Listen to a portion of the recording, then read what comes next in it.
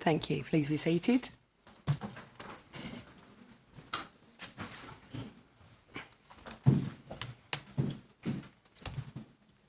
Good evening and welcome to this last Ordinary Council meeting of the municipal year.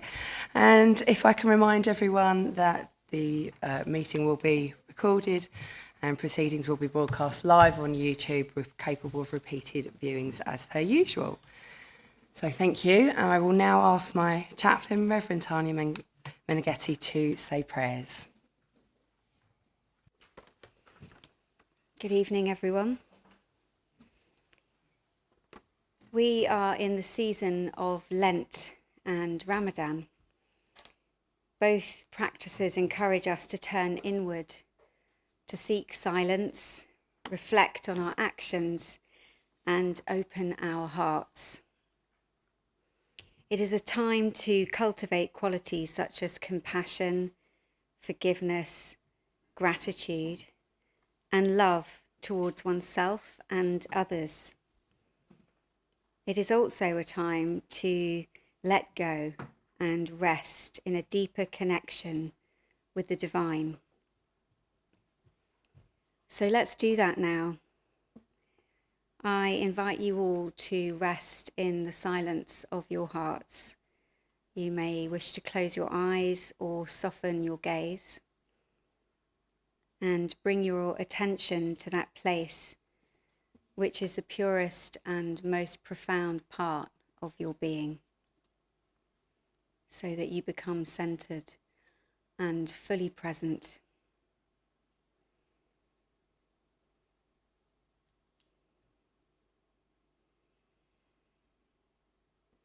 And from this place of stillness, let us call upon a profound wisdom, love, and peace that is beyond human understanding. Let us soften into the silence beyond all the sounds. Let us rest in the one great heart.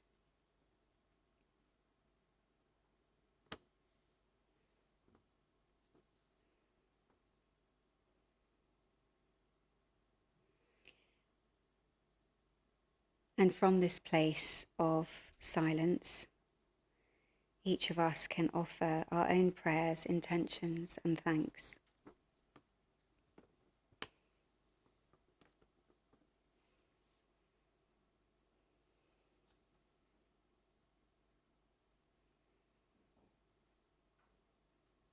We are also in the season of International Women's Week and Mother's Day, so let us take this opportunity to honour the resilience, strength and love of women everywhere.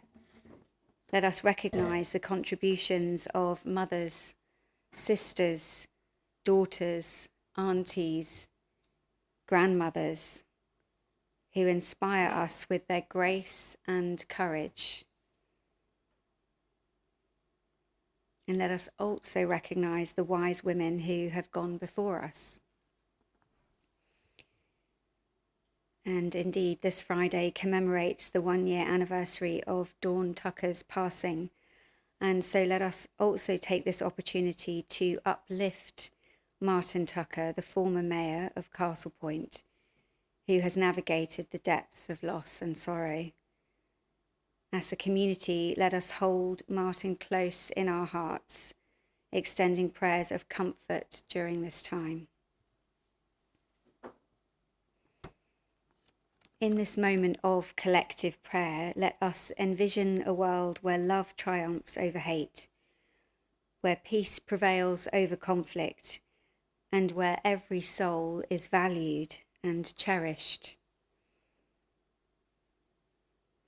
And as we commence this session, this ordinary council, let the light of understanding illuminate our discussions and let the warmth of compassion guide our decisions. May our shared commitment to the well-being of Castle Point be a beacon that lights our path forward. Amen. Thank you, Reverend Tanya. And before we continue with the meeting, I'm sure everyone present would wish to join me in remembering former councillor Brian Wilson, who sadly died last week. Brian was first elected to the council in 1995, serving until 2003, and then again between 2008 and 2010. He represented the St Mary's ward for both terms. If I could ask you all to please stand in memory of Brian Wilson.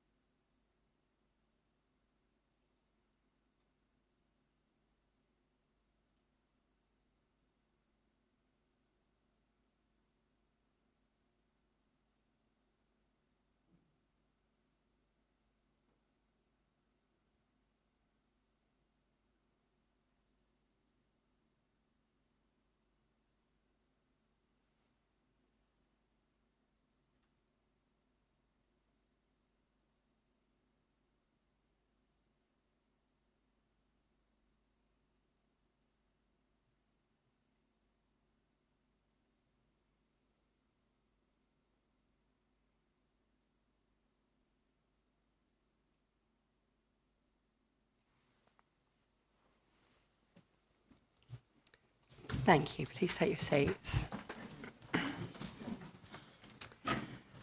So we will commence with item 1. Ms Horgan, do we have any apologies for absence? Yes, Madam Mayor, we have apologies for absence from Councillor Isaacs, Councillor Mountford and Councillor Warren Gibson. Thank you. And are there any members' interests? Councillor Egan. Thank you, Madam Mayor. I'm making a non-pecuniary interest in the fact that I am a county councillor, Essex County Council, and I do this for transparency as well. Thank you. Thank you, Councillor. Okay. So moving on to the not insubstantial minutes that we have to agree. We have the minutes of the ordinary meeting held on the 29th of November 2023, the special council held on the 20th of December 2023, the special council held on the 31st of January 2024, and the special council held on the 21st of February 2024. Is everyone in agreement that these are a correct record of these meetings? Thank you.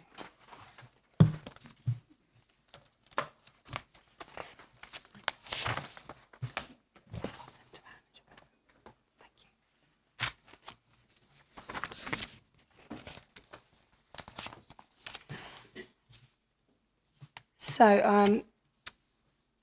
I have a few words to say for item 4. I'm very pleased to announce that as part of my legacy as Mayor this year, work is being undertaken to revive the Castle Point Youth Council, and plans are being drawn up for a youth mayor for Castle Point.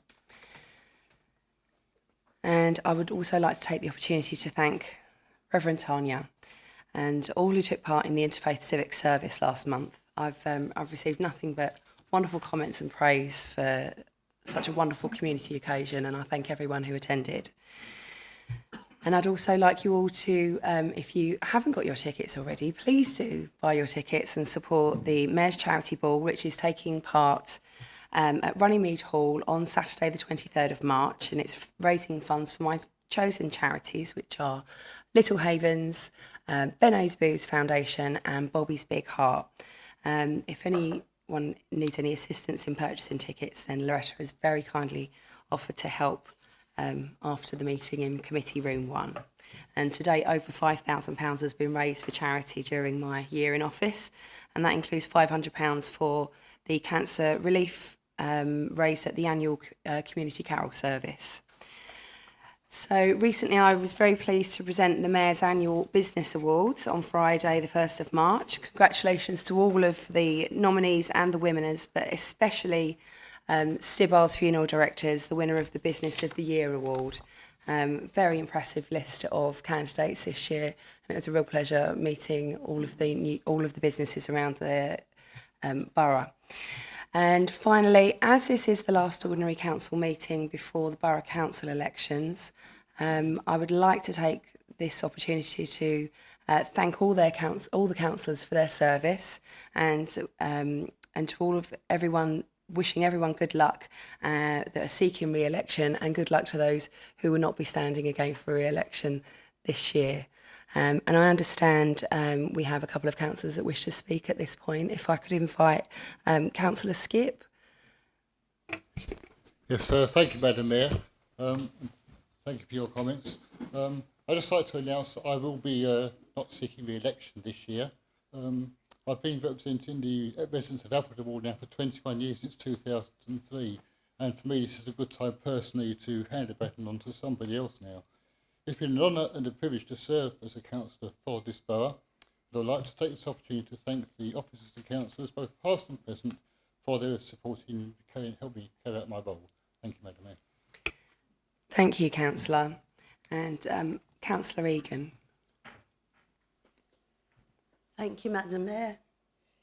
As this will be the last time I will officially be in this chamber, as I'm not seeking re-election in May, I'm pleased to be given this opportunity to address you and all present.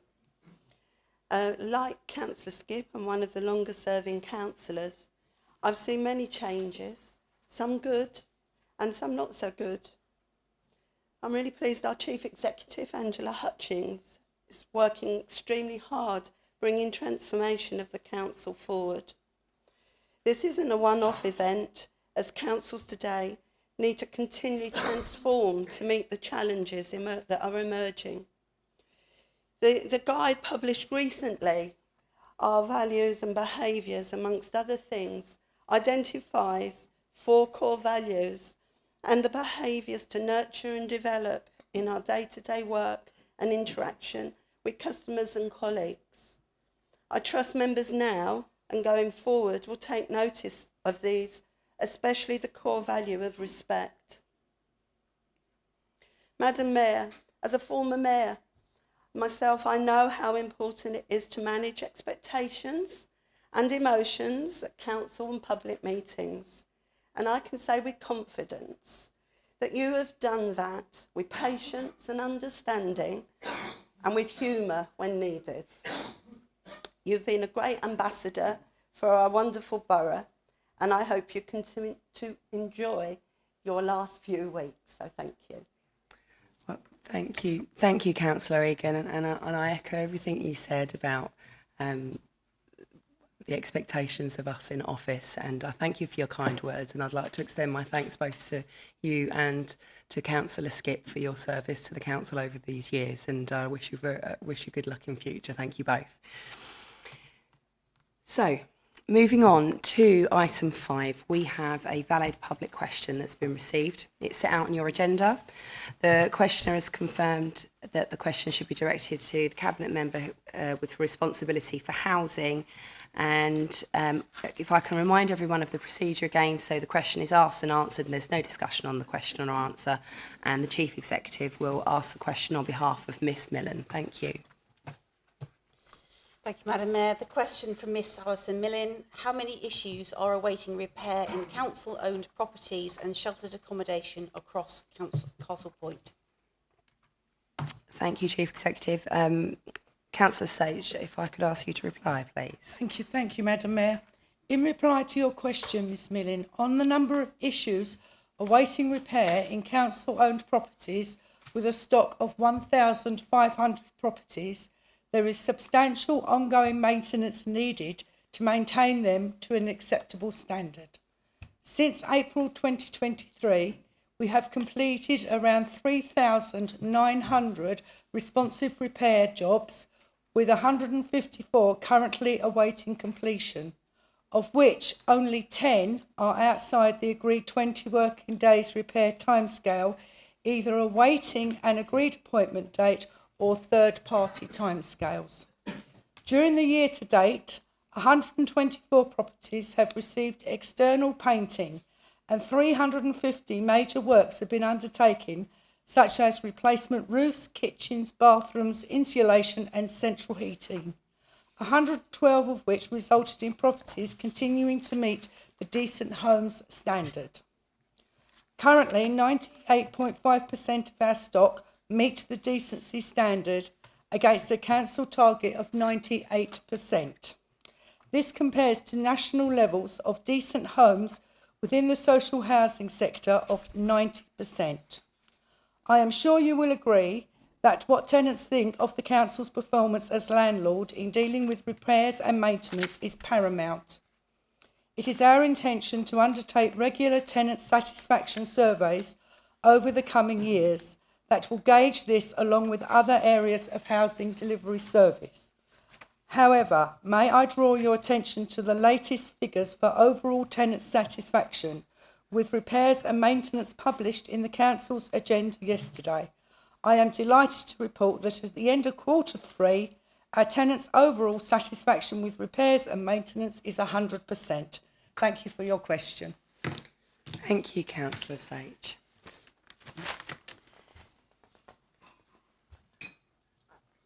So, moving on to item 6, we have received from councillors a valid question, again set out in your agenda papers. Questions are to the Cabinet Member for Health, Wellbeing and Housing and the Leader of the Council. Again, if I remind everyone, the question is asked and answered. There's no discussion on the question or answer. Councillor Mountford, if I could invite you to put your question to Councillor Sage to reply. Thank you. Thank you, Madam Mayor. Physical inactivity is a global public health priority. There are known health and wellbeing consequences of being inactive, and the benefits of being physically active are well documented. Would the Cabinet Member for People, Health, Wellbeing and Housing agree that a whole systems approach in this document to transform community provision for disabled people and people with long-term conditions should be an aspiration Castle Point Borough Council encourages in our parks and open spaces? If so, would you agree that free outdoor sports facilities would assist with this aspiration, particularly in times of economic challenges? Thank you. Thank you, Councillor Mumford. Apologies for saying your name incorrectly earlier. Thank you, Councillor Sage. If you'd like to reply. Thank you, Madam Mayor. I wholeheartedly agree that encouraging a whole system approach to enhance community provision for disabled people, people on low incomes and those with long-term conditions should be a key aspiration for Castle Point Borough Council. Our community assets, including our leisure centres, community halls and parks and open spaces, have a vital role to play in improving health and well-being. I am pleased to share that Sport England has selected Castle Point, particularly Canvey Island, for place expansion and funding to boost physical activity levels and health and well-being throughout our borough. This will allow us to work with partners to improve health outcomes, especially for the most vulnerable residents, and help us reduce health inequalities within our borough. Also, our award-winning leisure team will evolve its focus to deliver health and wellbeing activities, not just within leisure centres, but directly to people's doorsteps and in our open spaces, including at the renovated Paddocks Community Centre. These activities, supported by Sport England, will be co-designed with our communities to ensure they meet local needs. Furthermore, we've submitted a funding application through the Public Health Accelerator bid within Essex County Council, which, if successful, will further shape and expand our leisure offerings across Castle Point. I believe free outdoor physical activities in our outdoor spaces are a key part of this aspiration, particularly in these economically challenging times. We hope that Sport England place expansion and wider funding grants will be able to support this aspiration. Thank you for your question. Thank you, Councillor Sage. And before I ask, we have the next question is from Councillor Andrew Thornton, but I'm wondering if the question posed was before the minutes were circulated, because I think it might be covered in agenda item 58. but by all means ask your question if you still feel it relevant. Thank you, Madam Mayor. I appreciate that. Having publicly spoken out against Greenbelt development, can the leader confirm that when the Newcastle Point local plan is completed and finally comes to full council, it will not contain any land currently designated as Greenbelt, including its residential allocations? As in, yes, that's it. Thank you. Thank you, Councillor. Councillor Blackwell. Thank you, Madam Mayor, and thank you for allowing me to continue to sit down. Thanks for the question. When we set out to prepare our new local plan, the Castle Point plan, we said that we wanted to meet our local defined needs. With the help of the local residents, prioritise brownfield sites and protect the Greenbelt. That is what we are working towards. We have already identified that our needs is 100 dwellings per year less than the government target. And we will be working on maximising the use of appropriate brownfield and urban sites. On the 29th of November, the Deputy Leader of the Council presented and indeed read out in full a report on progress on the plan. He said, once we fully understand the urban capacity, then we will look at whether we need land elsewhere. Our objectives remain to protect the Greenbelt. So over the coming months, we will look at how our needs can be met in full and in a way that are sound and delivers the right homes for the right people in the right places, with infrastructure and builds quality places.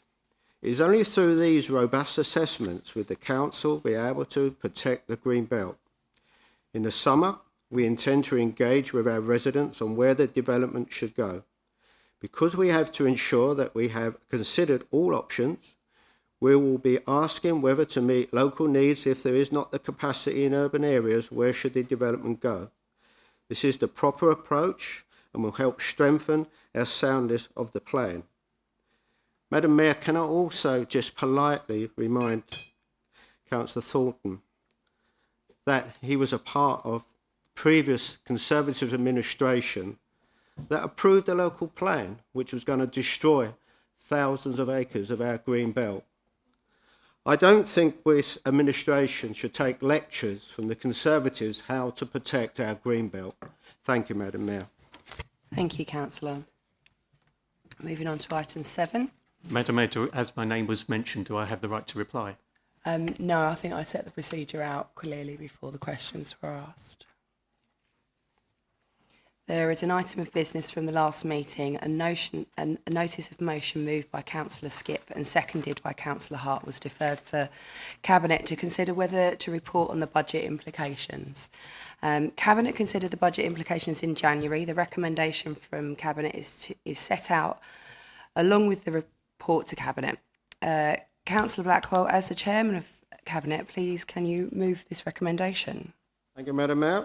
I will move the recommendation the Council is requested to consider the report from the Cabinet on the budget implications of the motion, namely the creation of a Castle Point bespoke parking standard supplementary planning document. Is not good use of council resources because the law requires that the provision of parking standard is undertaken as a part of the local plan making process.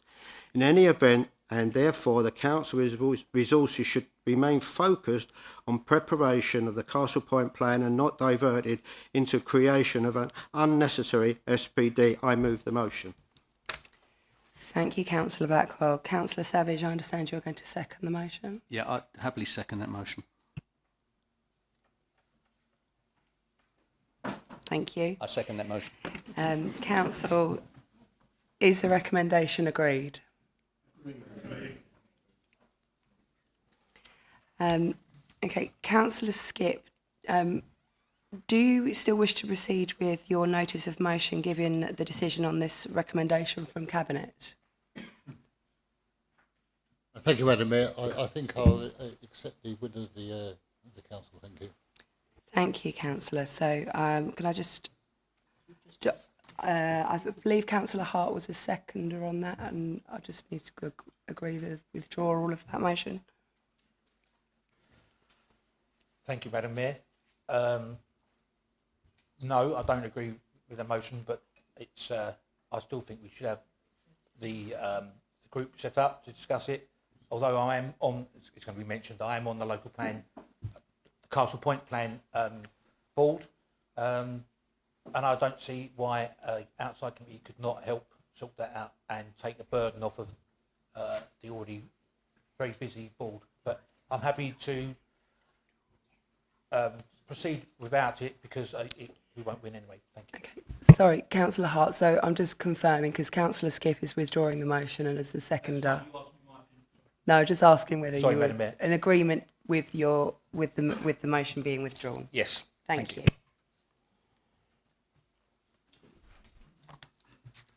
So that's that. Okay, so we can move on to. Oh, there's nothing on item 8, no urgent decisions taken by Cabinet, no recommendations from Cabinet. And so moving on to item 10. There is a reference from the Staff Appointments and Review Panel. Before I ask the Chief Executive to present this report, if I can remind the Council that we are in public session and we are considering only the public agenda papers before us. If you do have any questions or wish to discuss the confidential information, then we will need to take a formal decision to discuss these matters in private. And I will then adjourn the meeting while the public and any press leave the chamber, and we'll stop recording the meeting. So a private session will take place and a public meeting will resume afterwards. So if I can just ask the Chief Executive to present the report, please. Thank you, Madam Mayor. Thank you, members. Members, this report comes to you this evening at the conclusion of a long process of investigation and review, which began back in the early months of 2022 before I took up office as Chief Executive. Members, this is an historical set of arrangements, none of which exist now. The transformation programme has corrected the deficiencies and anomalies which existed and which were highlighted in the internal audit report. Market supplement payments are now governed by a policy which has been approved by the Staff Appointments and Review Panel. Retention payments have been removed. Performance-related pay has also been removed. Flexible retirement scheme for senior managers has been removed, and the annual leave buyback scheme for senior managers has also been removed. As you know, since I took up post, I've been working with Cabinet to implement a transformation programme designed to modernise and improve the Council and make it fit for the 21st century. I've presented reports to this chamber providing updates to that programme and invited you to make significant decisions in the process and the progress of that transformation. The transformation programme has created a new operating model for our workforce based on the principles and advice from the Local Government Association's Decision-Making Accountability or DMA review back in November 2022. Tiers 2 and 3 of the organisation have been restructured, that is the new director and assistant director tiers. And for the rest of the organisation, we are undertaking service reviews of every single line of service to make sure that we have the right people in the right place doing the right things in line with the recommendations of the DMA review. For the whole organisation, we are implementing job evaluation and the Local Government Association's single status scheme and incepting new terms and conditions of employment as part of that process. So, members, this is a root and branch reform of the whole workforce. Internal Audit has been working alongside us to review the work that we've been undertaking as part of the programme, and their report will be coming to Audit Committee later on in this municipal year. Furthermore, throughout this, I've worked directly with the Council's external auditors and kept them informed at every step of the way to provide assurance that these changes are being implemented in line with good governance and best practice. And it's good governance and best practice which is at the heart of this report and the recommendations which are before you this evening. In short, past decisions were incorrectly made. Those past decisions were decisions which this Council could have reasonably made had the correct governance process been followed. So it is a failure in the process of decision making rather than in the subject matter of the decisions themselves which gives rise to the findings of potential unlawfulness as set out in the report. And these are decisions that a reasonable council acting reasonably could have taken. And had those decisions been taken correctly, then we would not be here this evening. The failure of process in decision making is as a result either of using the wrong governance process or not using any governance process at all. And by not using any governance process at all, I mean that there was no recorded evidence of the member's oversight of the policy framework when member oversight would have been expected. For example, a report or a decision of a public meeting. Internal audit works on the basis of ensuring that there is an evidential paper trail to show what decisions were made and when. So any gap in that evidential paper trail represents a deficiency in the control environment. As a public authority, we must ensure that there are no such gaps and that the audit trail of all our decisions is sound. So to be clear, it is the failure of the process in decision-making which gives rise to the findings of unlawfulness and potential unlawfulness as set out in the report. The statutory officers, the monitoring officer and the Section 151 officer, are obliged by law to report that unlawfulness to members and to bring the matter to full council, and so this evening is part of their reporting also. Because the decisions could have been lawful had the correct process been taken, it is open to this council to correct the failure and to rectify the decision-making retrospectively. Equally, it is open to this council not to do so. The report sets out 3 options which correlate to each of the recommendations at the front of the report. Council is asked to make its resolution in respect of one of those. Option 2 has been recommended by the Staff Appointments and Review Panel, namely that further work be done to investigate the potential for recovery. This was debated at some length at the panel because, members, that is not a straightforward path. The internal audit report identified gaps in the control environment where process had failed or evidence of compliance could not be substantiated. That is not at all the same as saying there is a clear-cut case for recovery.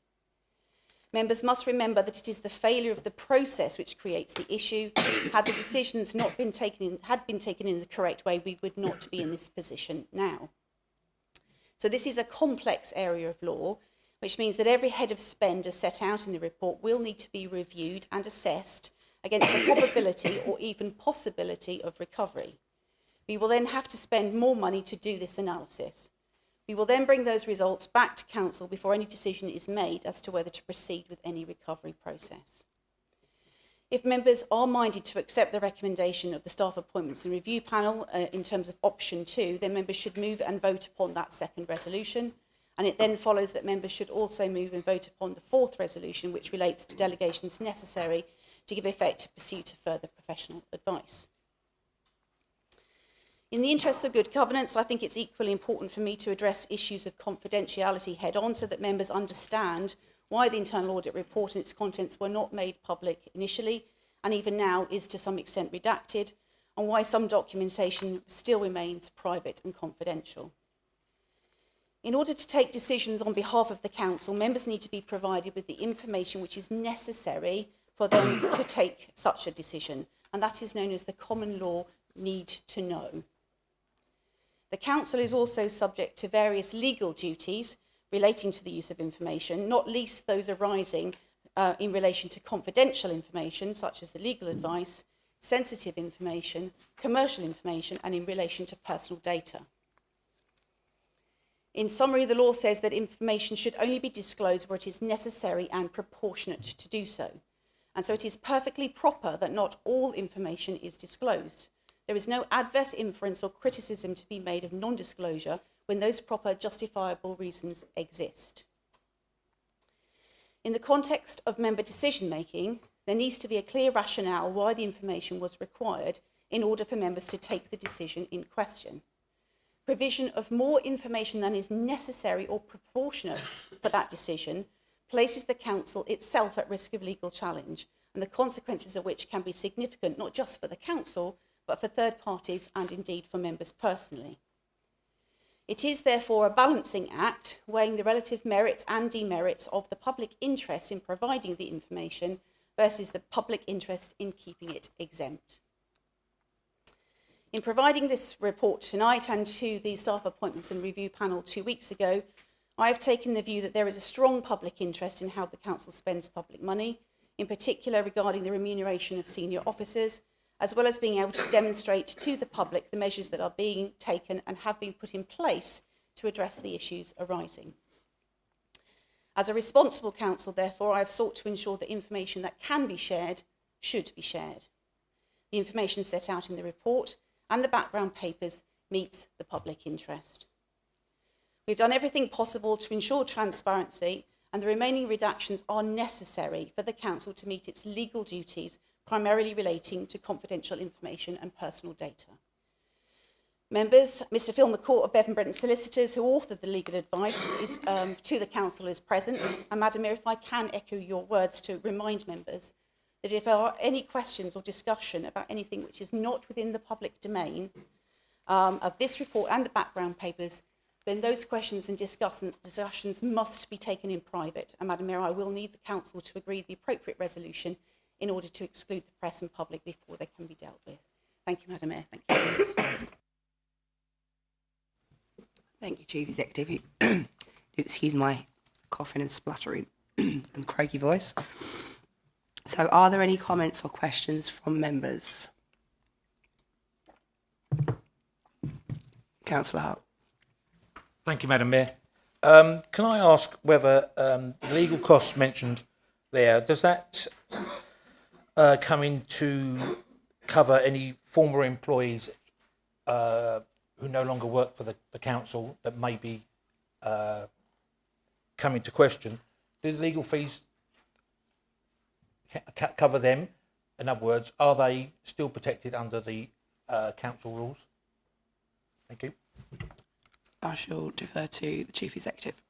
Thank you, Councillor Hart. The issue of recovery is something that needs to be dealt with as part of ongoing further work. We've dealt with it just in terms of the sums that are potentially within scope. From whom those monies might or might not be recoverable is part of that second piece of work that needs to take place. Thank you, Councillor Hart. Thank you. So, obviously, if it's a active member of the council, they will be covered by, their legal fees will be covered by the council. Is that correct? So there are no legal fees that are covered by anybody. These are fees that are payable by the council for advice received to the council, not individuals.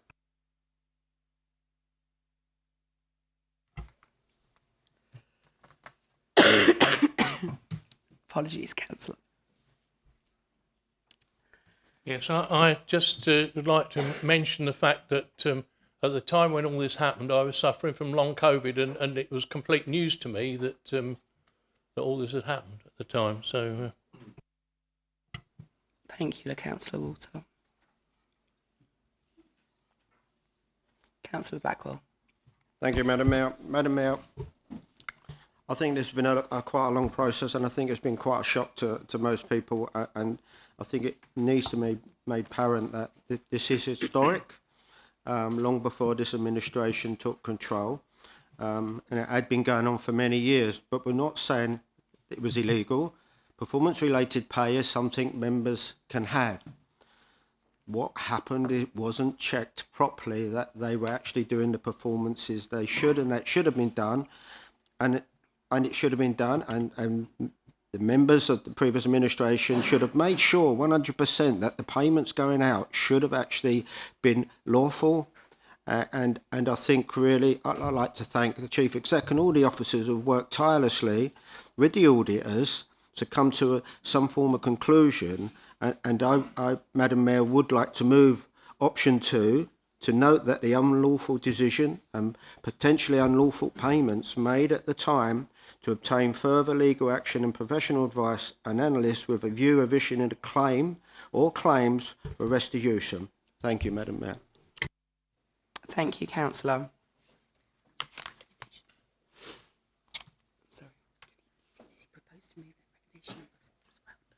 Okay, could I also ask you to move recommendation 4? I could also move then, if members agree to that, is resolved that the council further resolves that the 151 officer is given delegated authority in consultation with either the leader of the council or the cabinet member for his resources to withdraw from the general reserve sums above 50,000 to the maximum of 100,000 to meet the cost of further legal and other professional advice and analysis. Thank you very much, Madam Mayor.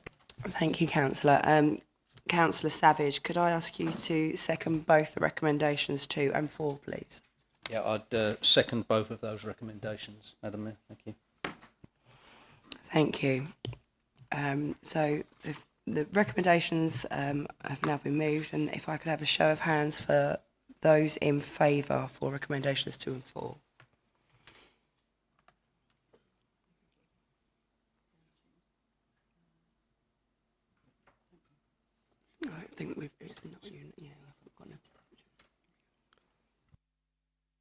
Those against? Abstentions? Councillor Walter, thank you.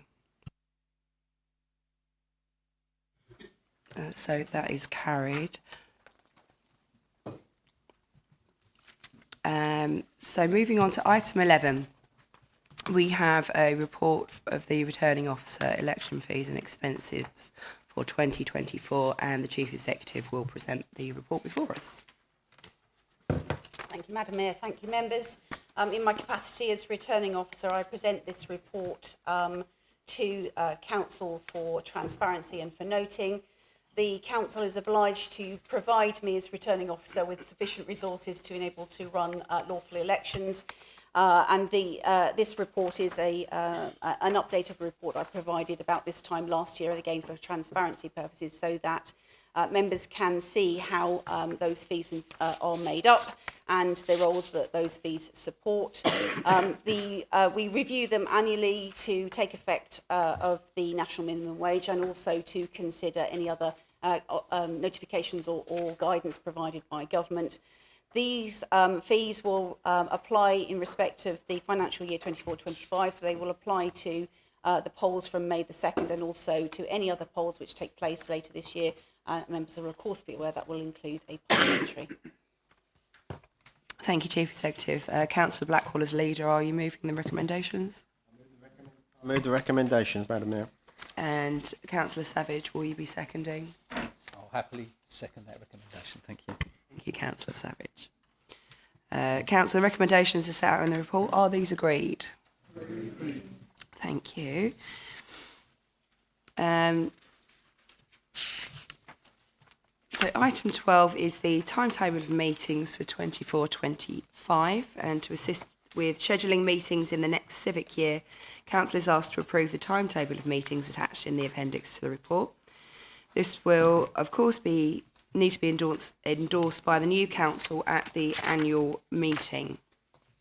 So if I could ask, is that agreed? Thank you. Madam Mayor, is it okay if Mr. McCourt allows he leaves the meeting now? Of course.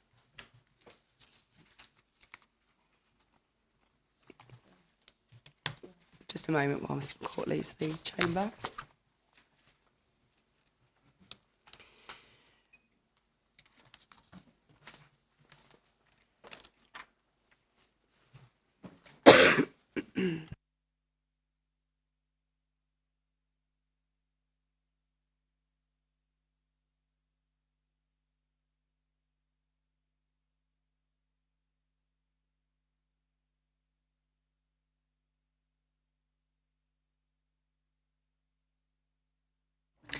Thank you. Okay, so moving on to item 13, the report of the leader of the council. So, Councillor Blackwell, if you'd like to read your report, please. Thank you, Madam Mayor. Madam Mayor, looking back over the past year, the second year of the joint administration, this has continued to work well and deliver on promises made to our community.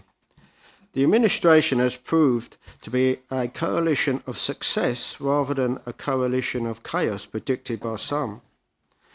There was a few items of good news I wish to share with you. At the start, the Chancellor of the Exchequer's announcement in the budget allocating £400 million to long-term plans for towns and funding. The fund allocated 20 towns, 20 million to each over the next 10 years. Canvey Island was one of those towns. Whilst we have been working on levelling up plans, the announcement of this money was unexpected. It is, however, very welcome. Never turn money down from the government. A lot has been said about who should take credit for bringing about this particular investment. To be honest, we should care more about how the money, long overdue, will benefit the residents, businesses, voluntary sector and stakeholders of this borough. As a council, we've been exploring every opportunity possible to bring investment to Castle Point. I would like to thank our officers who have been working with a team of Essex County Council to have Canvey Island identified as a priority area.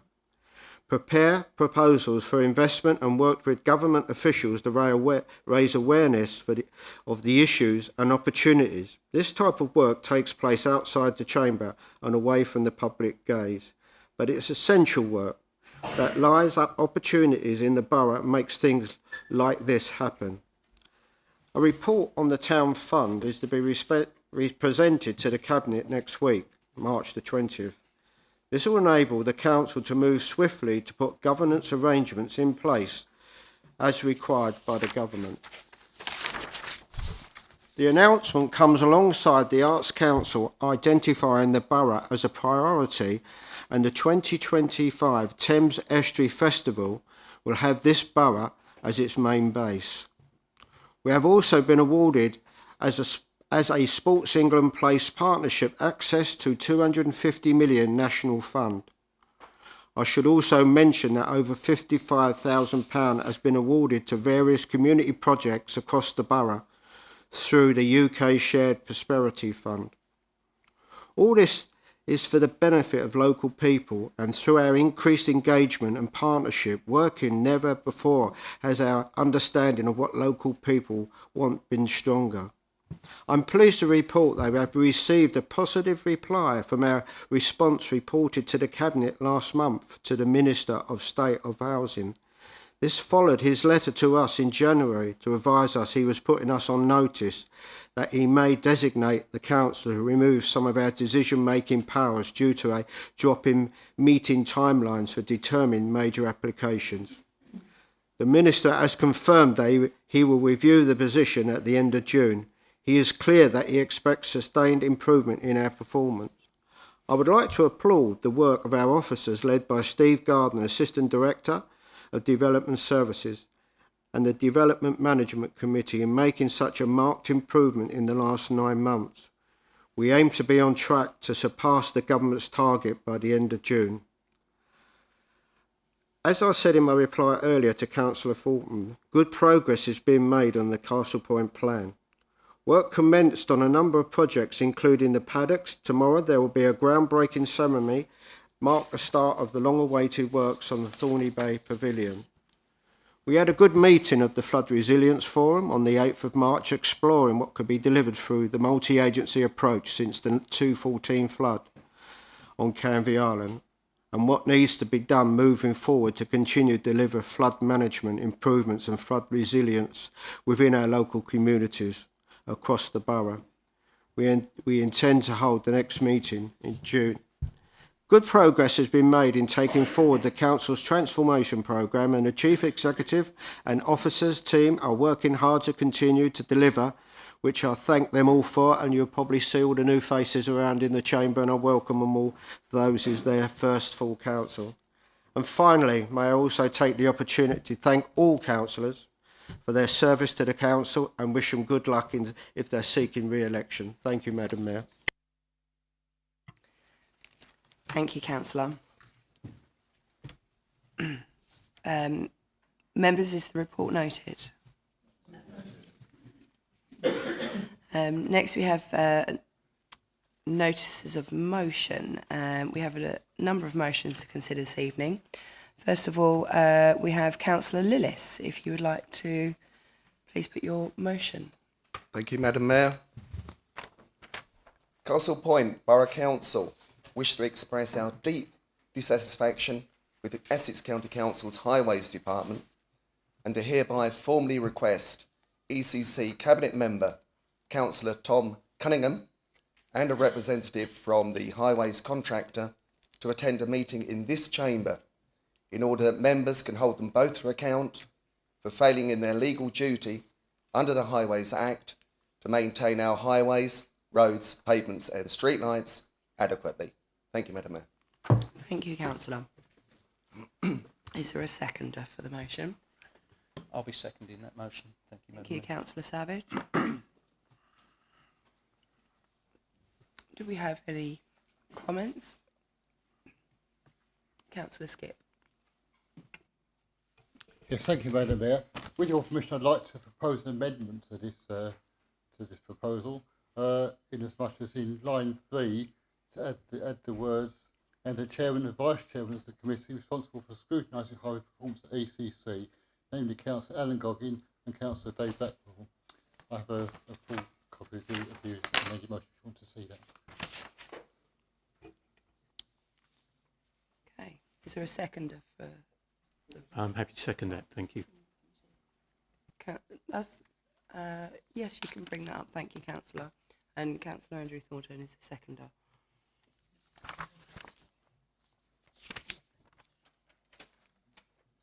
Thank you.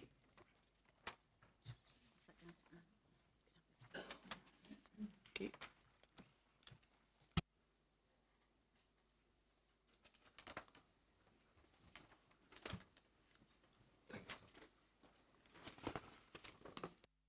So for clarity, I'll just read out the proposed amendment in full.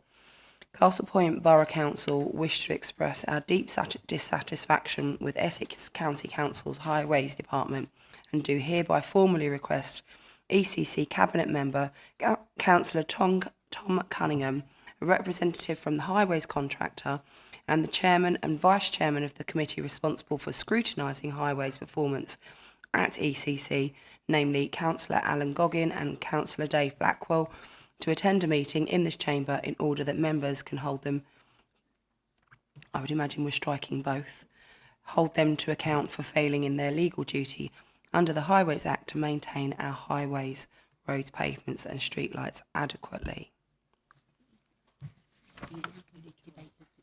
So now I'll open the floor to debate on the amendment. We've seconded it, yeah. Yeah, so. Does the proposer and seconder of the original motion accept the amendment? If they don't, then debate takes place. Thanks for clarity. So, I ask Councillor Rob Lillis and Councillor Savage if they accept the proposed amendment. Thank you, Madam Mayor. I do not accept it. I would stay with my original motion, please. Thank you. Thank you. So we will debate the proposed amendment.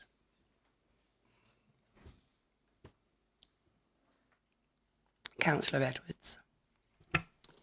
Can I just ask Councillor Skipp what the rationale for asking us to scrutinise a scrutiny committee is? Because we're here, you know, the aim of my colleague's motion was that we do our own scrutiny, because I don't think scrutinising scrutiny is actually a sensible process. Thank you, Councillor. Councillor Fuller. Thank you, Madam Mayor. I can't understand really the reason for the proposed amendment. It's quite clear to me in the original motion as proposed. There's only one person who's responsible for the dire state of the roads, and that's Councillor Tom Cunningham and the highways contractor. They're the people who you hold to account. You don't bring in the scrutiny to scrutinise them. That's not the role. What we're talking about here is getting down to the detail of the two people who are fundamentally responsible for the awful state of the roads and ask them why they haven't actually carried out their legal duty. Quite clear and simple. I will oppose the amendment. Thank you, Madam. Thank you, Councillor Fuller. Councillor Gibson. Thank you, Madam Mayor. Just like to reiterate what my colleagues, Councillor Edwards and Councillor Fuller have said. Ultimately, responsibility for the highways lies with the appropriate cabinet member at Essex County Council. He's the one with the power to fulfil his legal duty and Essex County Council's legal duty to maintain our highways. The scrutiny committee really don't hold that much influence over the actions of the cabinet member. So I would reject the motion and keep it as is. Thank you. Thank you, Councillor Gibson. Councillor Jackie Thornton. The cabinet member might have the overall say, but surely scrutiny is the way of scrutinising that, and we have a member of scrutiny with us, so to me it would make sense. Thank you, Councillor. Councillor Hart. Thank you, Madam Mayor. We have actually had members in the past will remember Essex County Council come in this very chamber and sat here and explained and admitted there was an issue with the roads, and they were planning a way of improving the system. And I'm sure everyone now will see they have been improving. The little patches haven't just been little done, they're doing larger proper repairs. They said that there was a matter of funding and they would work at it.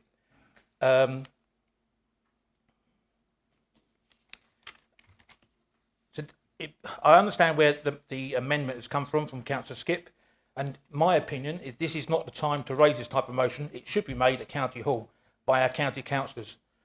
If there are specific issues that the member was concerned about, they should be taken up with the Essex County Council at that place, and if it isn't done, then it should go to the scrutiny at Essex County Council. And that's it. Thank you very much. Thank you, Councillor. Councillor Blackwell. Madam Mayor, I find it quite comical. This council's got no powers to call in a scrutiny from Essex County Council. They're their own right. Now, I might be Vice Chair of Scrutiny, and I can assure you, if any member wants to look back at any of the videos on their meetings, that the scrutiny at County Hall do hold highways to account very vigorously. And the chairman there, the Conservative chairman, is an excellent chairman, what really holds Tom Cunningham to account. I will be here anyway. No good. You don't have to summons me. I'll be here. I'm more than happy to come along. And I think it's just politics, unfortunately, Tom, and I think that's all it's about. And so, you know, let's move on. I think we'll need to vote that one down. Thank you, Councillor. Councillor Skip. Yeah, thank you, Madam Mayor. I mean, clearly this is the wrong chamber for this matter to be discussed. It should be discussed at the scrutiny of Essex County Council. We have 5 county councillors here in this council, 2 which are on the benches opposite, and I think you know, this is the correct way to proceed with this. I don't expect this amendment to succeed, but I thought it's important that we have a vote on it now anyway. Thank you. Point of order, Madam Mayor. There are not 5 Essex County councillors in the chamber tonight because 2 of them are not present here. You know, so just point. Thank you, Councillor. Councillor Skip. Yeah, I said there are 5 members serve on this council, the county council. I didn't say they was here tonight. Okay, I think we're going to move. Sorry, another point of order. There are not 5 Essex County Council members who are also members of this chamber. Okay, noted. Thank you. Right, I think we're going to move to a vote. So we are voting on the proposed amended motion.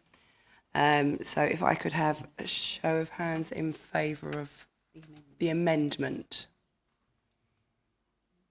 Is it for the amendment and against?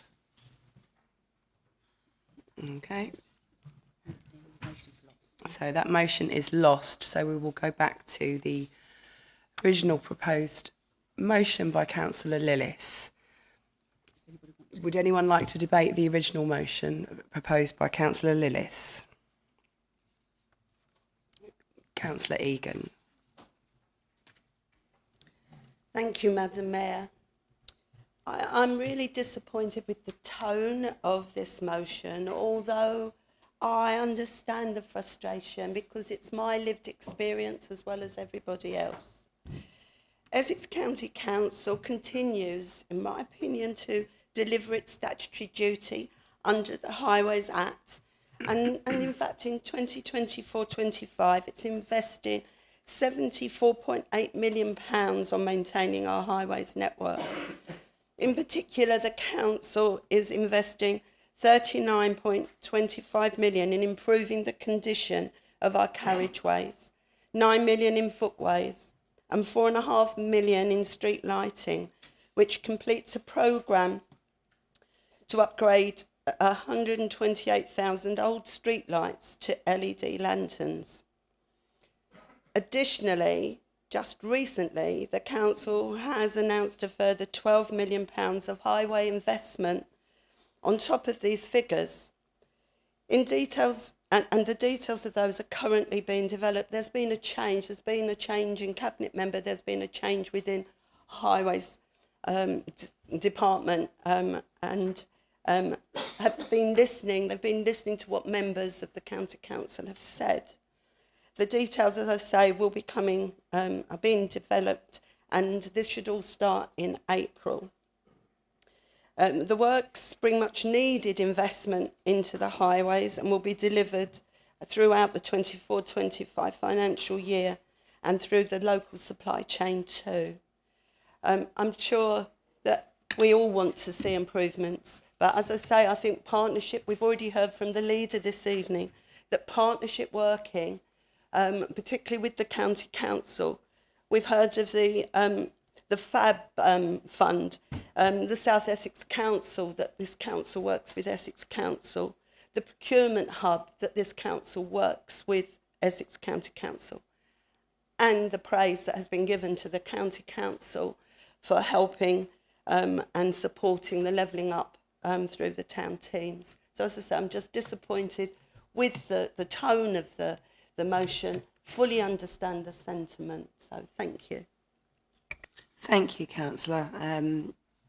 Councillor Hart. Thank you, Madam Mayor. Just like to agree with what Councillor Egan said, that the money is coming forward being spent, and I'm sure if we just asked Essex County Council, like we did in the past, to come here, they would have come. They wouldn't need to be, as Councillor Backwell said, summoned. They would have come on their own admission if they just asked politely. Thank you. Thank you, Councillor. Councillor Lillis. Thank you, Madam Mayor. I cannot believe that there are Castle Point Borough councillors defending Essex County Council's appalling record on our highways in this chamber. Any tone that you pick up in my voice is a reflection of the anger, the upset, the disappointment, the dismay of our residents who have quite frankly had enough. Okay? So in terms of summonsing, there was no summons. In terms of summonsing, there was no summons. The Essex County Council councillor was requested to attend this chamber, so I correct you on that. And I think we should move. I think we should move to the vote, Madam Mayor. I think it's got political. Clearly, there are members that are just going to vote in favour of Conservative-run Essex County Council, and quite frankly, it really does disappoint me. Thank you, Councillor. We have Councillor Savage has requested to speak. I think we need to put this into context a little bit with respect to tone. I'm sure the pensioner who tripped on the zebra crossing outside St Mary's Church and smashed her head open on a pothole that I'd reported 4 months before, I don't know what her tone would be like, or the pensioner who fell on the pavement along Rushbottom Lane, and if you walk down Jotman's Lane and you're disabled, yeah, or you need some kind of assistance, you won't actually migrate down that pathway at all. You know, so if you're a motorcyclist like myself, negotiating around not only Castle Point but the whole of Essex is a nightmare. We've got a cyclist who cycles to work along Essex Way across to Canvey every day and back again, and I've been trying to get the potholes on Ferry Road repaired properly for the whole 3 years that I've been a councillor. And you know, it's not about tone, it's about their statutory duty. I don't think they're meeting their Section 56 statutory duty at all. I think it's appalling, their performance. The work that they're doing is substandard. I don't know how they say that it meets any kind of standard, because literally a couple of months after they repair a pothole, even if it's an official repair, it's opened up again. So I think, as Councillor Liz suggests, I think we should go straight to the vote, because it is just going to be a talking shop otherwise. I would happily go straight to the vote, but people got raising their hands. Councillor Gibson. Thank you, Madam Mayor. Councillor Savage has pretty much echoed what I was going to say on this matter. It's beyond me, frankly, how you can claim to represent residents of Castle Point and turn down the opportunity to hold the Cabinet member responsible for the highways to account. Councillor Savage is right, Councillor Lewis is right, this is political. Let's get moving with the vote, get them down and get them to explain themselves. Thank you. Thank you, Councillor. Councillor Andrew Thornton. Thank you, Madam Mayor. You're absolutely right. It is political, and it's political that you're having a pop at the castle, the Conservative Essex County Council. Now, I'm not disagreeing with any of the issues in here or any of the problems that we have in this area. I am sure There are processes within Essex County Council which any member of the public, any member of this council can go to in order to deal with this issue. It is not our responsibility to take this directly to them and have them brought here like a lynch mob. Thank you. Okay, I've got three more people on my list to let speak, and I think I'm going to close it there and vote after the three speakers. Councillor Ainsley. Thank you, Madam Mayor. I'd like to say that I will be supporting Councillor Lillis's motion, and this is not a witch hunt. We are here to support our residents, and our residents are paying an additional tax because they're having to replace tyres, they're having to go to the pharmacy where they've fallen over and they've got to patch themselves up. We need to do something about this. We need to understand where it's going wrong and put it right, and that's the only reason that Councillor Lillis is requesting the highways to come here so that we can find a resolution to make things better. Thank you. Thank you, Councillor. Councillor Fuller. Thank you, Madam Mayor. I'm astounded. I mean, we're talking about upsetting the sensibilities possibly of the Conservative administration of Essex County Council, because as a council we've got the temerity to actually ask them to come and account for the fact of their failings over the years. This hasn't happened in the last year, 2 years. This has been going on for years and years and years. And our Castle Point residents, and I imagine residents in many boroughs and districts in Essex, would welcome the fact that we as a council are actually, on behalf of our residents who daily have to go out and navigate hazards and dangers, just going about their normal daily life, untold costs to cars being damaged through potholes that are left unfilled.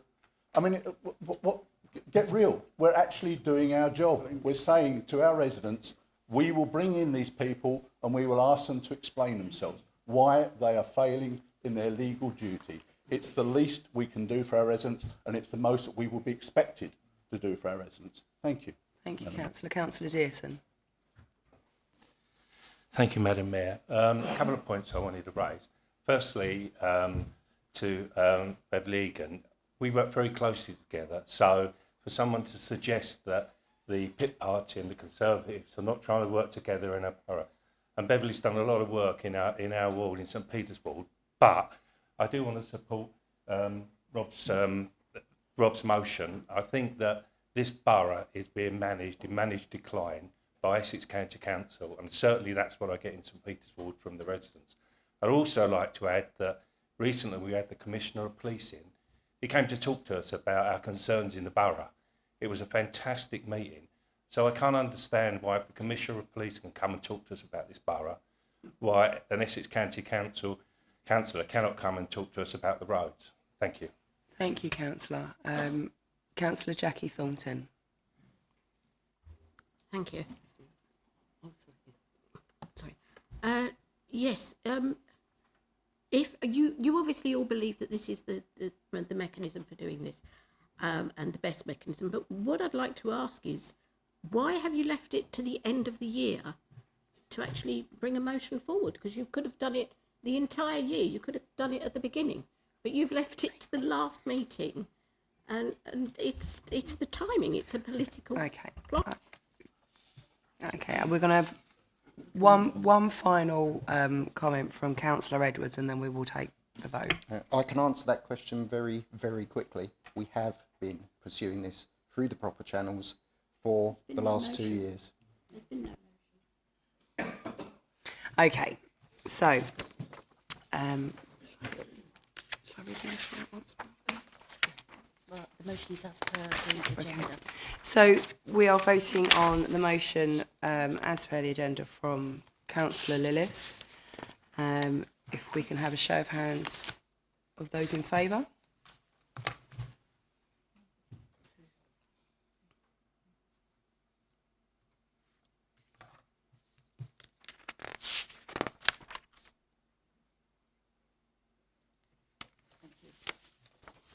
Those against? Abstentions?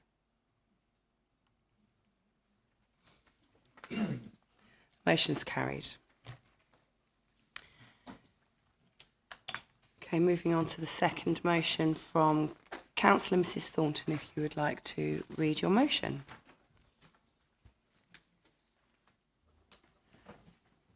I'd like to move that 30,000 be taken out of the Joint Strategic Plan Reserve, currently standing at 110,000, and used to establish a discretionary fund aimed at any council tenant experiencing hardship after the 7.1 increase in social affordable rents, who are not eligible for other benefits or existing hardship funding already in place, and that a report be taken to Cabinet with recommendations as to the best way to organise and administer the fund at its next meeting.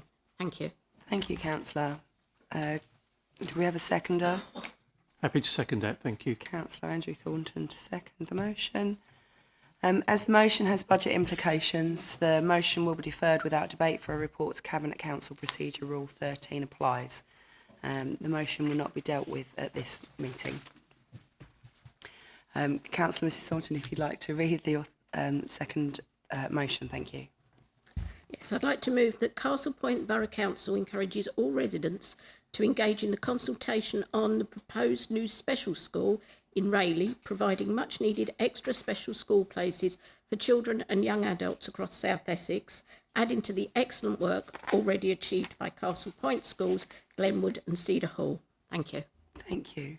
And Councillor Egan, you're seconding? Happy to second. Thank you, Madam Mayor. Thank you. Would anyone like to ask any questions or make comment? Councillor Blackwell. Well, thank you, Madam Mayor. Madam Mayor, this is such a good thing. I don't think it really needed a motion because I think the whole council would support it. I mean, I did read it in the paper, and it's an excellent opportunity. Not enough is done for special needs children, and I think so. You know, I'm sure the whole council will support this. Thank you very much. Shall we go to the vote? Shall we have a show of hands for those in favour? That's a unanimous vote. That is carried. Thank you. Moving on, Councillor Skip, would you like to propose your motion? Yes, thank you, Madam Mayor.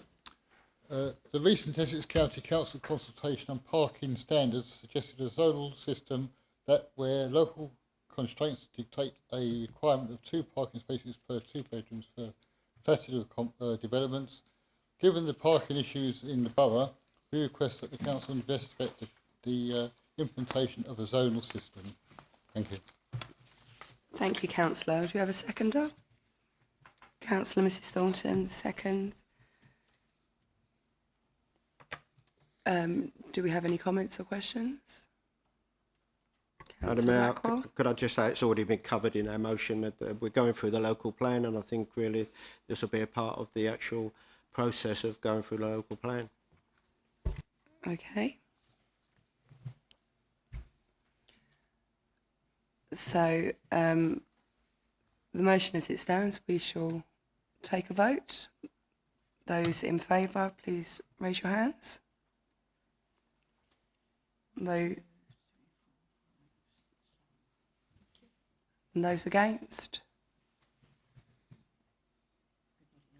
Okay, the motion's lost. Okay, well, there are no petitions for item 15. I'd just like to close by thanking you all for attending this evening, and you are all invited back to the Mayor's Parlour, and thank you and good night. Thank you. Ladies and gentlemen, please be upstanding while the Mayor leaves the chamber.